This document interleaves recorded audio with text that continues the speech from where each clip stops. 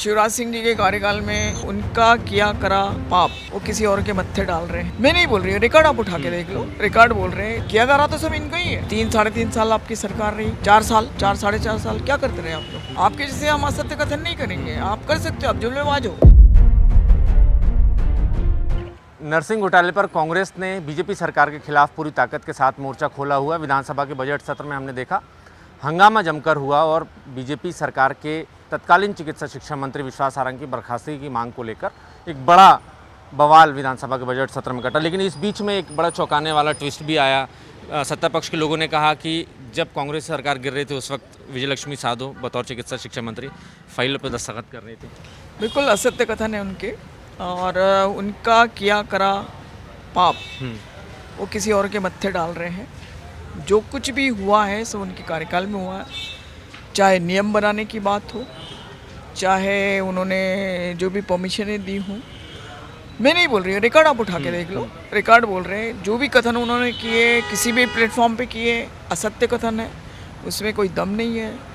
3-3.5 साल आपकी सरकार रही, 4 साल 4-4.5 साल क्या करते रहे आप लोग?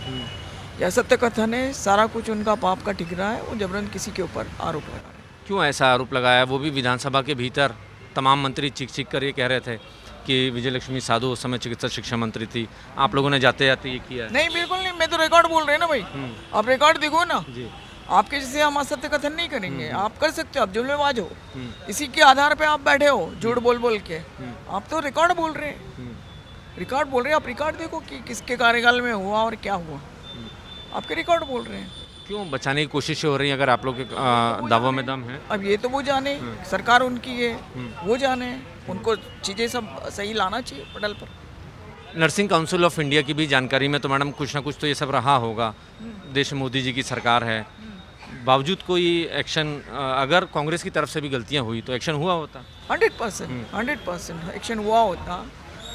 शिवराज सिंह जी के कार्यकाल में जो नर्सिंग कॉलेज थी, उसके बाद इन्होंने जो नियम बनाए वो अक्टूबर 2018 में बनाए, जब हमारी सरकार नहीं थी, इन्हीं की सरकार थी, बीजेपी की। उसके बाद में हमारी सरकार का भाई दिसंबर में 25 दिसंबर को हमारी सरकार बनी। जुलाई के दूसरे हफ्ते में जो है मेरे पास विभाग मिला मेरे को, जुलाई नहीं जनवरी के दूसरे हफ्ते में, जनवरी के दूसरे हफ्ते में मेरे को विभाग मिला। उसके बाद लोकसभा की आचार संहिता लग गई।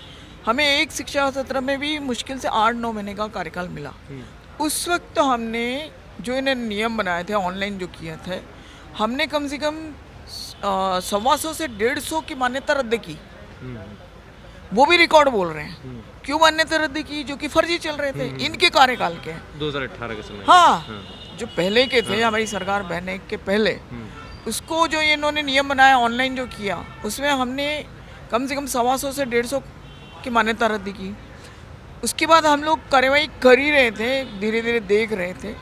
उसके साथ ही हमने एक और चीज़ लाया है, बॉन्ड का, 10 लाख का बॉन्ड भरने का, कि भाई 10 लाख का बॉन्ड भरो। आपका जो चल रहा है नर्सिंग होम, किसी के किराए के उसमें चल रहे थे, किसी का भवन नहीं था, तो आप 10 लाख का बॉन्ड भर के 3 साल का आपको समय दिया जाता है। उसके अंतर्गत आप आपका भवन बनाओ, नहीं बनाओ तो ये पैसा आपका रात-सात हो जाएगा। हमने तो नियम बनाते जा रहे थे, उसमें किया जा रहा तो सब इनका ही है।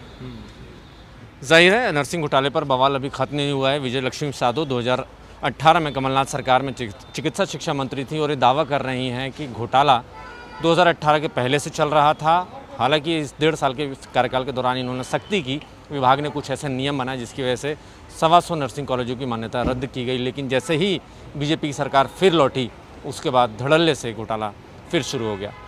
कैमरामैन अजय के साथ नवीन सिंह, IBC 24 भोपाल।